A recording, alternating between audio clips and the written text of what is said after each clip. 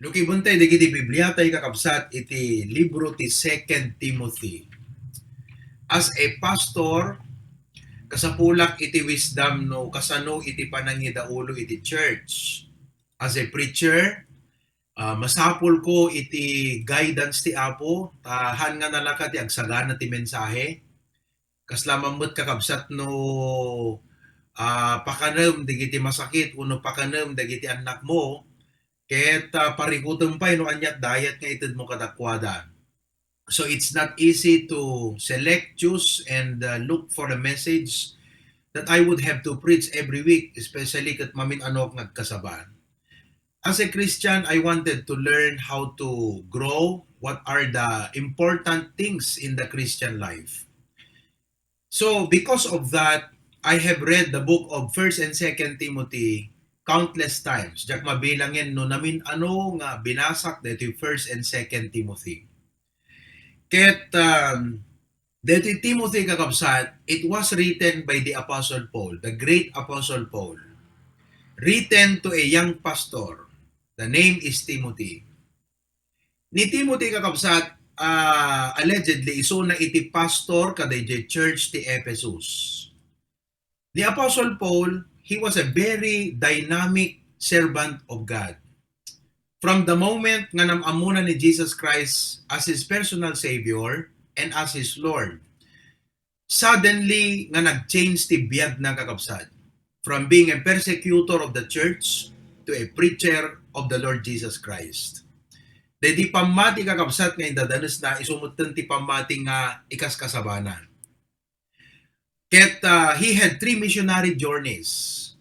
May isa kakabsat nga significant nga nagturungan ni Paul kasi he's the apostle to the Gentiles ko na tayo.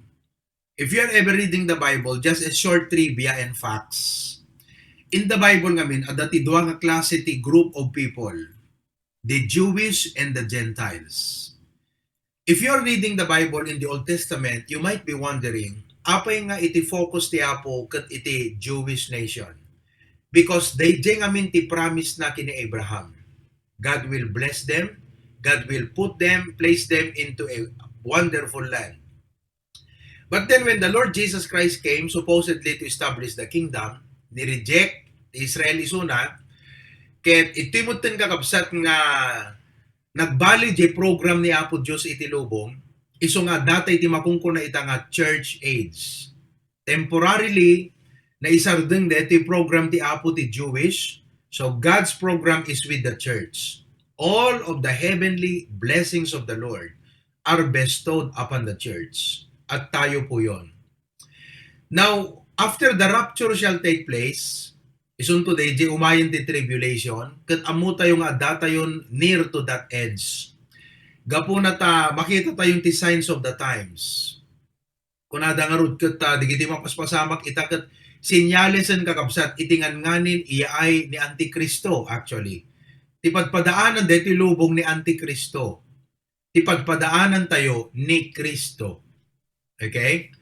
So, the Lord Jesus Christ is coming very soon. After the rapture shall take place, the Lord will take us to be home with Him in heaven. Umayton dati mo ko nga great tribulation.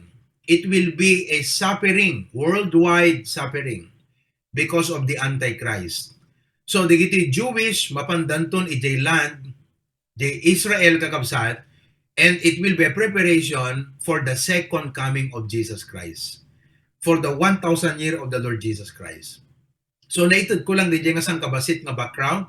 Amok nga dot maitulong na kada kayo because it talks about the end times and it talks about the Bible, what the Bible is all about, the Jewish and the Gentile nation. Now ni Apostle Paul kakabsat, he was commissioned by God to go and preach the gospel to the Gentile countries.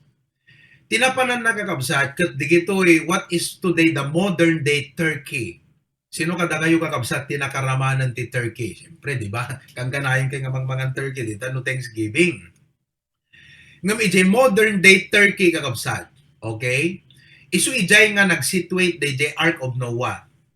But ijay mo kakabsat tinaggapuan ni Paul. Doon siya ipinanganak in a place in modern day Turkey. Kat ijay nga makita kakabsat ti Philippi, Ephesus, Thessalonica. Tigijay.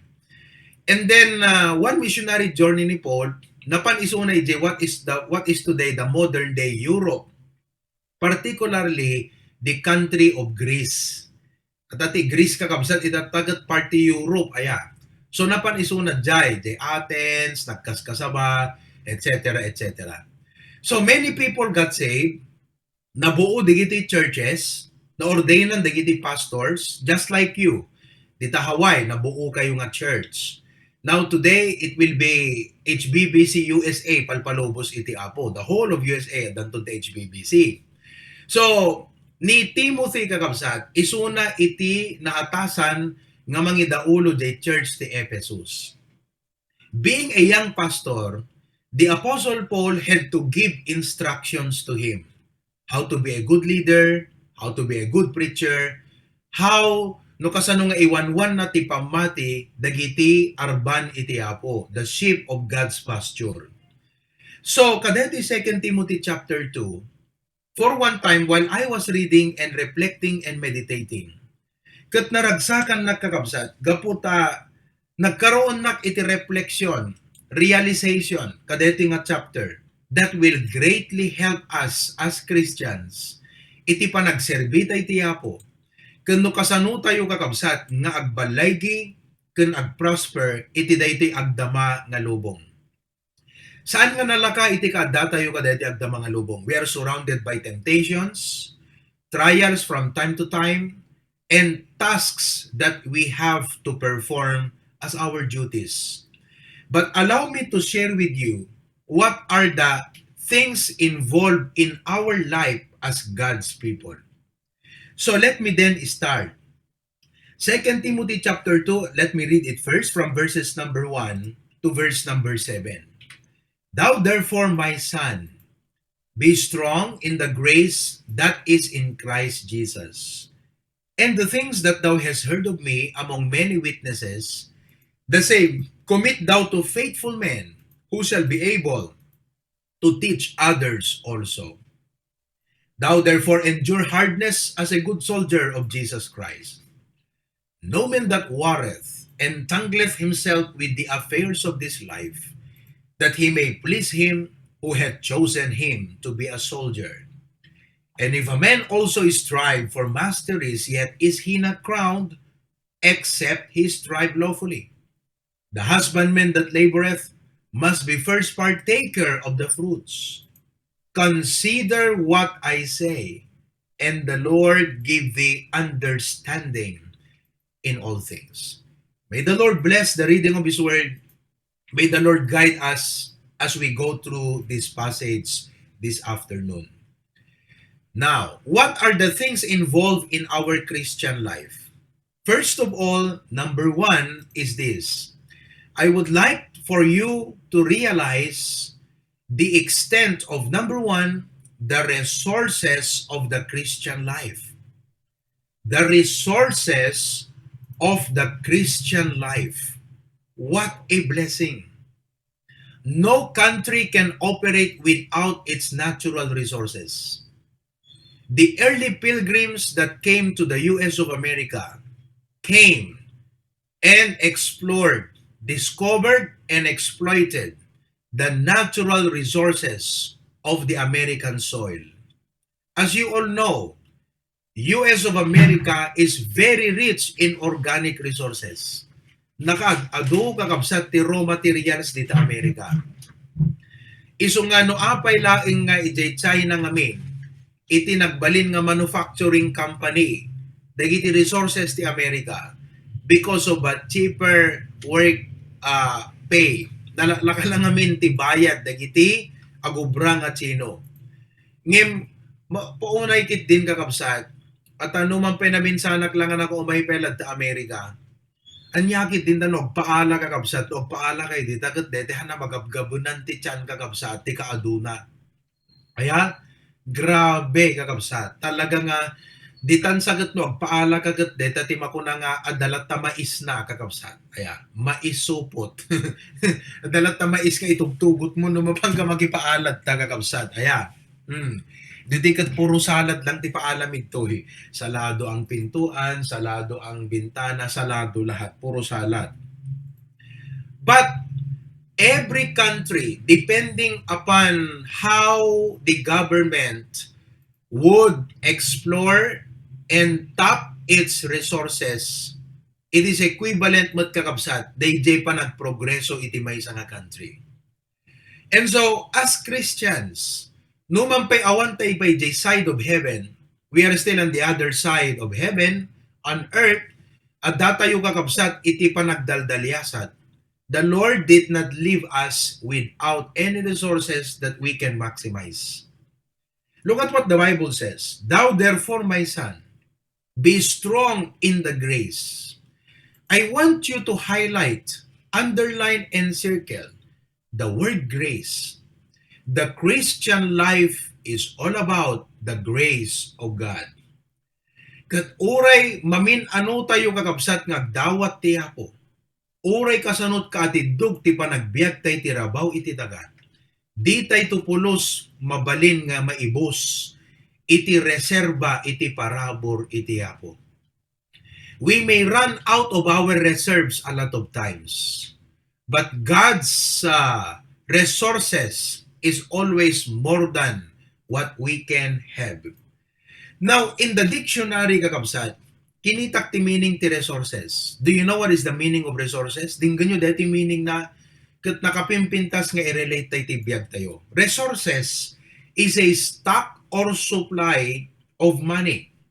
A stock or supply of money, materials, stuff, and other assets that can be drawn. Mabalin tayo nga alain, mabalin tayo nga dukutan, withdraw. That can be drawn on by a person or organization, look at the last part, in order to function effectively. Dayjay, the purpose the resources kakabsat is for us to function effectively. Iso nga, daytoy number 1 kakabsat is one of the top list that every Christian must know, must learn. Ti Apo kakabsat nakabakbak nang. He owns the cattle upon 1,000 hill. The Apostle Paul told the church at Philippi, my God shall supply all your need. You realize that word all, it's inclusive of everything. Physically, mentally, emotionally, financially, and most of all, spiritually. All of your need, listen very carefully, all of your need, God is able to supply it according, kita nyo to His riches in glory. Paunay kan kakabsat. Amom ti kabanti Pilipinas kakabsat kat maibos, ngam ijay langit, it's unlimited. You know, DJ ti usto nga unli rice, DJ ti usto nga unli load, unli text, unli talk kakabsat. DJ langit. Kunanor the Bible kat bring ye all the tithes into the storehouse that there may be meat in my house and prove me now, God said. Masapol kakabsat nga i-prove tayo ti kabaknang ni Apo Diyos. I will open the windows of heaven and pour you out blessings that there shall not be room enough to receive it. Can you imagine that? Ma-contain mo nga tayan tabiyag mo kakabsat no igabsuon ti Apo king kati blessing. Do you have enough house, a space enough to contain the blessings that God is able to pour out? The resources of the Christian life. Now, kada kayo nga kakabsat ti Apo dita Amerika, dita Hawaii, dita California, kan dita Saudi, Brother Jeff. Muyo kakabsat, han na mabalin nga baybayan ni Apo Diyos ti biyagyo. God cannot forsake you. Do you know why? Because anak na kayo ti Apo. Nakapuot ka pa'y tinaganak na makaligtaan na ti anak na kakabsat. Tinaminsan ko't nakita di Facebook, di ubing nga agkarkaradak mo yan ti expressway. I don't know if you have seen that. Di ubing agkarkaradak di expressway kat nagsardeng di kiti lugan. Kat idi bumaba di kito'y driver kakabsat. Mapandaalan di ubing. Eksakto mo tagtartaray di nanang. Nga mapan mga akop ka di ubing. Kat permi nga into dutudo da di nanang. Awang ka kung kunada binababalaw da kakabsat di nanang. At that is a terrible neglect. Nakaligtan na siguro madamat sugal, madamat pining-pining na kakabsat. Madamat laki na uno madama iti, what do you call that? Madyong na kakabsat. Kat nabaybayan na ti ubingan, kat madama mo tagkarkaradab ti ubingan, expressway. But you know what? God cannot forsake you. God cannot fail you. God cannot forget you because you are His child.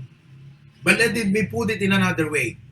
Amoy no apay nga na mabalin nga baybayan na kay ni Apo Dios. Ngamin da kayo digiti usaron ti Apo nga instrument of His ministry dita trabaho na kakabsat iti Amerika. Sino man nga mabalin nga aramaten ti Apo kakabsat, han na mabalin na baybayan. Kat para kanyak permi nga dayjay ti pamatik. Kunak Apo anyaman ti rumswa nga problema ti trabaho. Anyaman ti rumswa nga pagkasapulan. I have nothing to worry, I have nothing to fear. Because siyak kat anak mo, siyak kat us-usaram Apo. Kabalinam nga isabet iti amin nga pagkasapulan. Awan iti narigat yung ka. The resources of the Christian life. Isong ano anyaman ti need tayo iti dayting agdama kakabsat. Ti Apo pa yun ti mismo nga nangawis. Come boldly to the throne of grace. Tapno masapulang iti parabor iti tiyempo, iti panagkarigatan, uno iti panagkasapulan. Don't hesitate to pray. Just come to God. Tell God your need. Tell God your request. Because God said, come boldly to the throne of grace. So, tapnon maaramid tayo ti trabaho na kakabsat so that we can function effectively. God has resources available in heaven for each and every one of us. So, deta kakabsat, iti number 1, nga kaya't kung nga makita yo, as God's people, the resources of the Christian life. Secondly, kakabsat, what is involved in the Christian life is this. Number 2, the responsibility of the Christian life. The responsibility of the Christian life. The Bible says in 2 Timothy chapter 2, verse 2, and the things that thou hast heard of me among many witnesses, the same commit thou to faithful men who shall be able to teach others also. Now, for example, kakabsat, kasi adaupat nga makita yun ditang groups of people. Ni Apostol Pablo, he was the one who wrote the letter. Timothy, siya yung kanyang sinulatan. The faithful men, and others also. So we have the Apostle Paul, Timothy, the faithful men, and others also. Let us put it this way. Pastor June is like the Apostle Paul. I am like a Timothy. All of you are the faithful men. And di kita awisan tayo, they are the others. Now, what is the responsibility of the Christian life? The responsibilidad tayo nga kas Kristiyano kakabsat is to teach the Word of God. That is our responsibility. Nga masursuro tayo ti sa utiapo, pagbiyagan tayo ti sa utiapo, kat isuro tayo ti sa utiapo.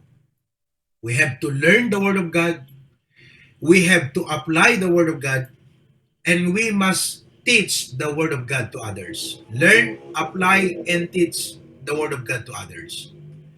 So, the inyadal ni Pastor June Kanyak, when applied, will make my life prosperous.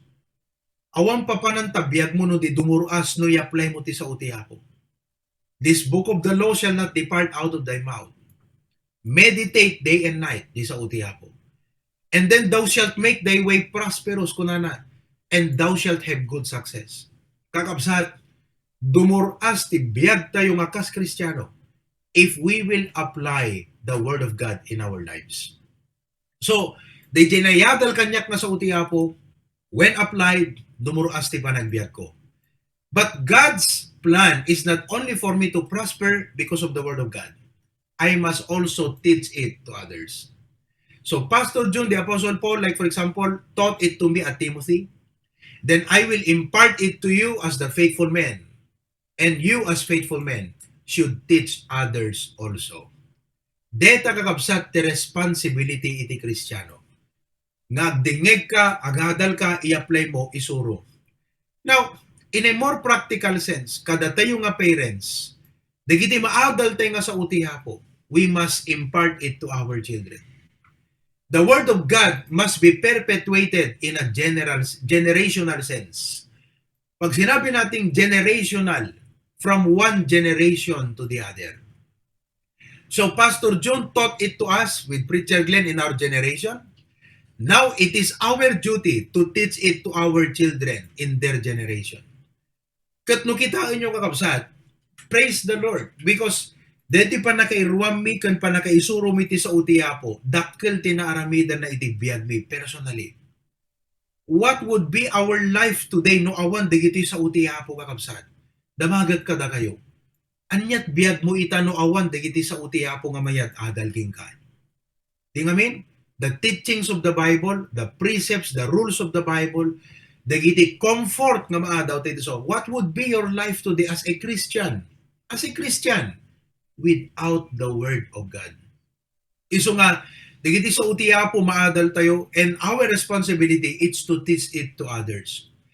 Kati challenge ko kada kayo kakabsat, listen, 2021, mangbiro kayo ti mabalinyo nga disciplean ti Word of God. Because that is the responsibility of the Christian life.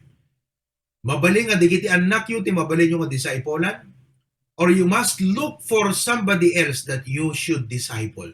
Data ti duty tayo kakabsat. Kunak idi Saturday, challenge ko digiti members tayo di Australia. We have 4 active believers in Australia right now. Kat kunak kadakwada, numang disciple kay di sagdudwa kayo, which I know mabannog kayo every week. Ngem go back to number 1, at the resources nga mabaling nga itutiapo kada kayo so that you can function effectively. Kunak kadakwada, mang disciple kay di sagdudwa kayo. At the end of the year, manu kay amin ng kunak. Kat di ka 12 dan kakabsat. The 4 of them and their 8 disciples. 12 in 1 year time. Now, kunak, if you will be very active and serious in teaching the Word of God to others, nga isurwam ti sa balitap nun iso dagat rumang aymat, mablesan mo through the Word of God. Da kayo nga 12, mang disciple kay di sagdudwayo manan. Di kad mano kay nukwan at the end of the 2nd year. That is a total of 36. The 12 of you plus the 24 nga dinisciple you. That is 36. Agkat katawa da kakabsat. Handa mamati. Okay ko na. Let us be more realistic. Suppose the half of the 36 kat nag-backslide. Saan nga nagpatpatuloy? Manot na bati. E di kat 18 lang ta kakabsat. At the end of 2 years, you are 18 strong disciples. Serving God, worshiping God, winning souls, making a difference for the Lord Jesus Christ. Wow! 18 strong disciples. Kastamot kada kayo kakabsat dita. Well, it is not as easy as it seems. Kas diti Pilipinas kakabsat. Ngam no Kristiyano ka, duwalaan ti kategoryang ayan mo. Masapul mo't madisipulwan, wano sikat mang disipulo. Where do you belong? Evaluate the Christian life tayo kabsat. We have been listening the Word of God for many, many years. It's either you need somebody to disciple you in the Word of God, to help you learn the Word of God, practice the Word of God, to help you grow in the Word of God, or you should be now, in turn, discipling others to learn the Word of God. Dahita kakabsat ti duwa nga kategorya. Iso kuna na di Hebrews. Kuna na you should now be teachers of the Word of God. But now you need that somebody should teach you the basics of the Christian life again. Dapat kat karnit kang kanan yung kuna na kat gatas mo't man iti pagsubyan yung kakanan kuna na. Iso nga, riingag kakabsat iti pamati yung akas Kristiyano kada ito'y nga punto. Duwalaan ti ayan mo ita. It's either, teko ng Pastor Junan, manursuro ka o no manursurun ka kunana. No manursurun ka kabsat, awang pag-grow ang mapulos. Natanggan ti ulo tayo kakabsat, hantay maisursuro ti sa utiapo. Kat no kasta tayo kakabsat, awang pa nag-grow tayo, uray manong atawan, ngagtugaw tayo ngagdingag ti sa utiapo. Hana dumuras ti pamati tayo, gaputa di tayo tunuyan iti panag-grow iti sao iti Apo. Deta kakabsat, ibagak dito nga ba nagtapno riingat dagiti pamati kat spiritual life tayo. Tamo yung kakabsat, umay manan ti 2021 ng kakabsat. Happy New Year kada kay aming nga sangapada. Ngam kas Kristiyano, deti New Year kakabsat, anat goal tayo nga na espirituan. Alaman, anat goal mo iti pamatim. Siyempre, abang dagiti blessing, resources, agururay kakabsat ngam nakapuot ka pa iti kumpanya ngagsweldo dagiti agub-ubra awan mo to ubraon da kakabsat. No kuma manufacture iti Kuadita Teresa dete long sleeve nga dete nakapimpintas nga bado yun dete Calvin Klein. Yeah. Calvin Klein. Manufacturing company Calvin Klein Tita Teresa. Could say in that manufacturing plant there are over 100 employees and laborers including all the office works and everything. Agsweldo da. Katatan mapangkitaan DJ boss when umaking bagi di manufacturing plant 1 week awan pulos na produce da uray may sa nga long sleeve uray may sa na mga polo agad anat mapasama kan Tita Teresa lugi negosyo kakabsat ti Apo malugi ata agasem ti panang supply na ti kasapulan kararag tayo tulungan na ka ti Apo ngem awamot ma-produce ti spiritual life tayo. Awamot pulos kakabsat, ma-produce ti church tayo. Lugi negosyo ti Apo kada tayo kakabsat. Iso nga impakita kada kay resources tap no ma-realize yung nga no anyaman dagiti pagkurangan tayo hang kayo nga agked nga dumawat ti Apo. Ngem timat ipagpagunam-gunam ti Apo ko na anak ko. Awan sa pulam ti panang supply ko ti pagkasapulam. Ngem basapol nga aramidem met iti trabaho. You must perform my ministry. Amen? Iso nga alakot hanga dete, persaan kayo kakabsat ng sanay kayo deta to oray da trabaho kat dita kang ungtan kakabsat no awon obram. Dita ka ungtan no deta agmalmalam, di ba Sister Sherin? Mano iti dapat nga mailigpit mo nga kwarto yan ta pag-ubra ami di. No 15 kuma di dapat iligpit mo nga kwarto to pag-ubraam. Kat dayjay iti pangswelduan daging ka, di ba Sister Sherin? Kat at the end of the day, taltalutan na iligpit mo. Akat ko nada, umikat ka dita, sukatanda ka, mangikabil kami ti mas able ngam sika. Kat kakabsat hang kay butbut ngam ni Apo Diyos kat seryoso mat isuna. Takita nyo, DJ inikkan ti Apo ti talento kakabsat, awan inubra na ka DJ Maysa. Abus may maysa, anat inaramid ti Apo, innala na kat inted na iti sabali, nga the skill kan willingness na, nga mangpaado, dayjay nga talento, nga maikomit king kuana. Kakabsat hanang angaw, digiti resources nga ito ti Apo kada tayo. Kat sanang angaw ti Diyos kakabsat, kaputa, God is able to give more than what you can ask or think, kunana ta Bible. God is able to do exceedingly abundantly above all that you ask or think. Can you imagine that? No may kararagbot 1 million, kaya na kang ikan 10 million ti Apo kakabsat. Ngamtilang ko na ti Apo, ay kat anak ko, 2021 man, hanggat lugi negosyo, akmat king ka anak ko. Awamot na solwini nga manak ko. Uray kumalat agawis kamot iti ag-zoom meeting. Uray ta agibunong kalat gospel tracks kumamot anak ko. Uray ta anyaman nga means wano method paaramat mumot at abiyag mo. Tapnon ti sa ukat maiwarnak. Maibunanag. Maidanon kadagiti tao nga kasapulan nga makangngeg kadagiti ebanghelyo. Iti ebanghelyo. Uray di pa nang-i-share tayo lang dagiti live stream tayo kakabsat. Uray di pa nang-i-share tayo lang dagiti quotation amuyo kadi nga digiti quotation nga inak ipo-post kakabsat hanlang nga datay ti mabiblesan ngam no i-share ay kakabsat nakag-adugayam iti matouch. Amuyo kadi nga dadduwa kakabsat nga bunga na deklaverian gapulang kadeta nga quotation. Nag-message kanyak tinaminsan dayjay kat kunana pastor kunana Your message is very inspiring ko na kanya. Kat forward ko kan Pastor Dennis. Napanda binisida kakabsat. Ita mapanan makigimgimong di kapilya. Wow! Day may sa kakabaknangan di Claveria kakabsat. She owns a big white house on the top of a hill. Nga dapay kakabsat, iti swimming pool na. Napadasak tinagbaptize, ijay tanang bautisarang, ijay tinamin sa nagundaway.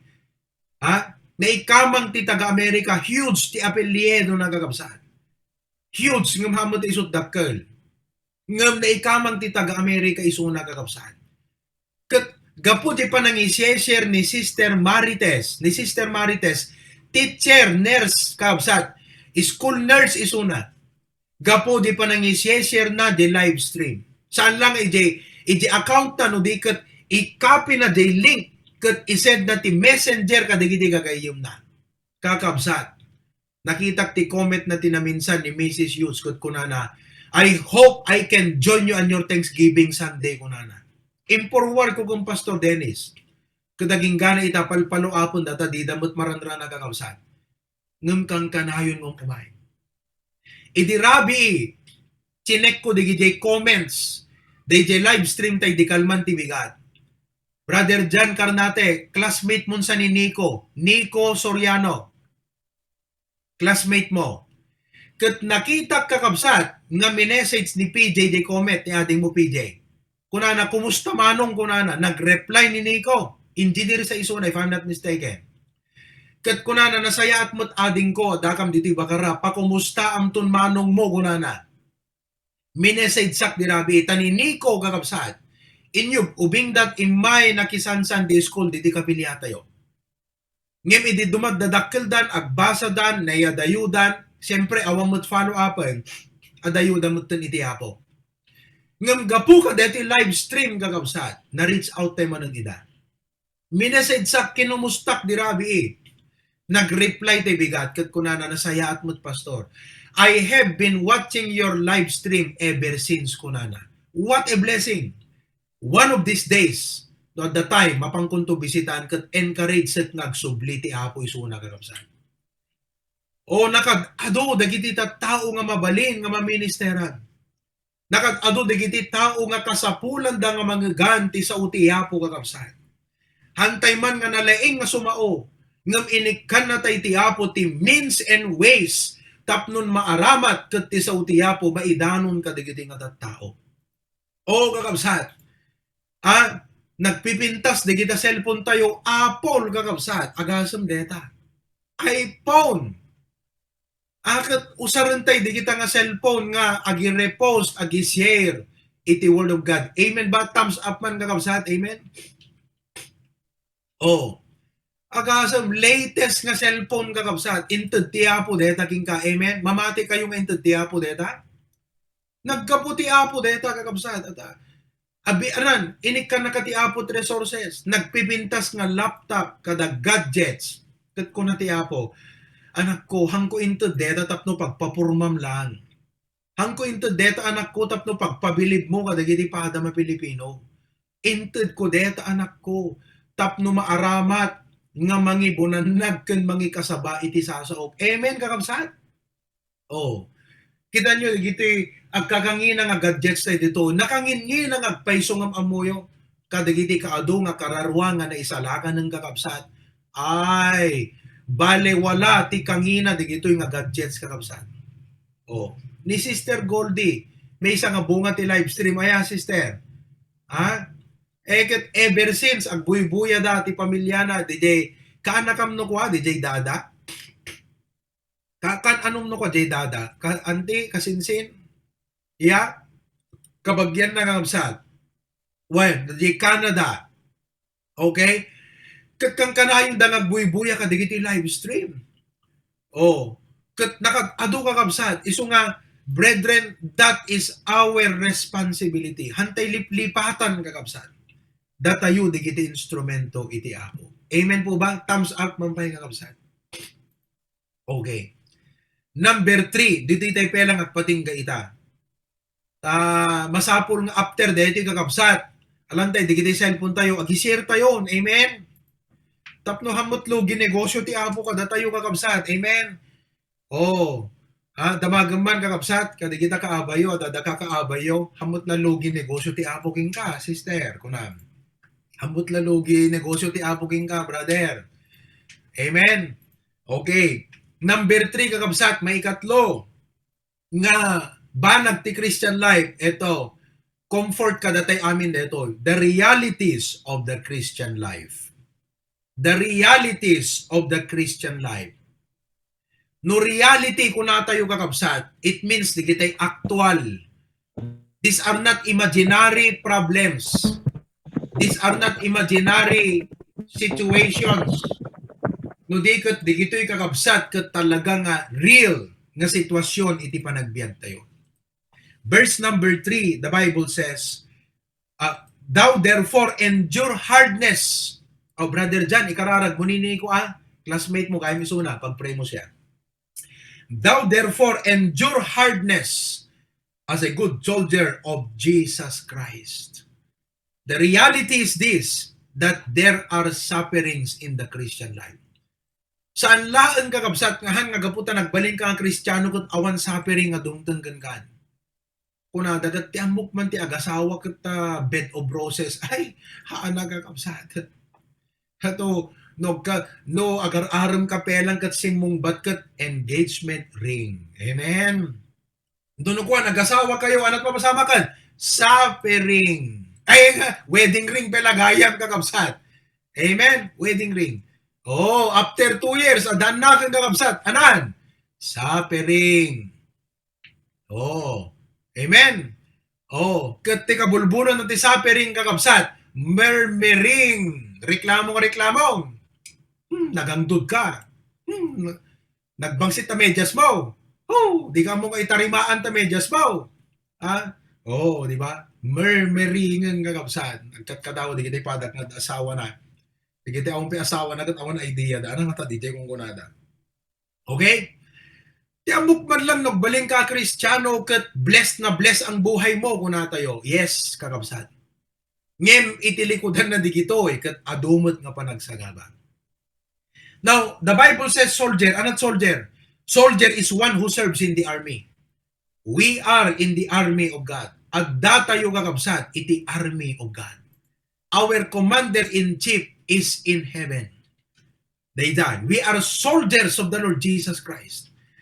And then, kuna na di Bible, as good soldier. So, are you a good soldier? Anot good soldier kakabsat? Good soldier means loyal. Loyal to God. Loyal to your commander-in-chief. Dito kakabsat, iti manual tayo. This is our code of warfare. Kat amin nga kasapulan nga maamuan tayo, tapno nagbalin tayo nga nalaing, ipanakidangadang kakabsat, adda iti sa utihapo. Kat adda dagiti pa pastor, at adipon na preachers nga mangyadal kada tayo. Good soldier of the Lord Jesus Christ. The word endure means to suffer difficulties patiently. DJ panagsagaba tayo kadagiti adu nga tuog ken rigat nga addaan iti panagan anos. Kakabsat idikan man. DJ topic ko, how to reach and possess your promised land. May isa kadagiti points kakabsat no apay nga ni ti Israelite ken ni Moses handa na danon ti promised land is because of lack of patience. Masapol kakabsat iti panaganos. Agibtur tayo kakabsat. Amen. Are you suffering? Sino kada kayo ti adda nga sagsagabaan na itakabsat itayag naman ti ima na. As a soldier of Jesus Christ, you need to endure those difficulties patiently. And the reason, listen very carefully, the reason for our struggle is because we are engaged in a spiritual warfare. Gaputa anak na kati Apo. Okay? Gaputa Kristiyano ka. Gaputa us-usaran ti Apo ta biyag mo kakabsat. The real but unseen enemy, the devil, is after you. He wants to oppress your life. Iso nga iti kararak tayo ditong galmaysa, iti message di kalman ti bigat no nagbuya kayo.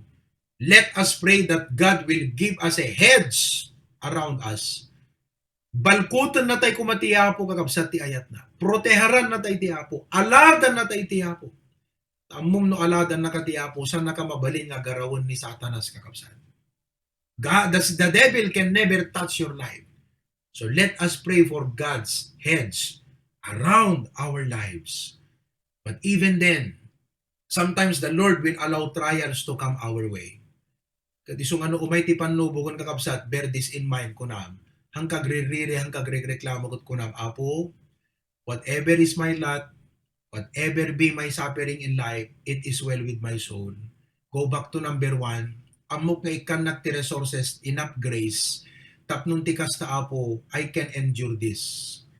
Lord, humanly speaking, hang ko ammo ti bagik Apo, hang ko matansya, hang ko maibaga Apo nga natibkerat nga kang kanayon. Iso nga Apo, umayag agkamangkan ka, kat ikan ti parabor Apo. Nubin sa binsaet digiti problema ti panagbiag ko na. Nubin sa binsaet dagiti responsibilidad ko Apo. Parabor mula ang Apo nga mabalinak amin digitoy.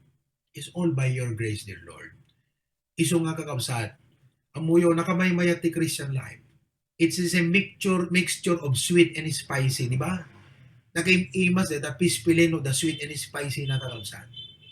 Naimas karod no puro sweet, makasuya mo ta. Naimas karod no puro spicy, kad di pa inom ka nga inom ti danuman kakabsat.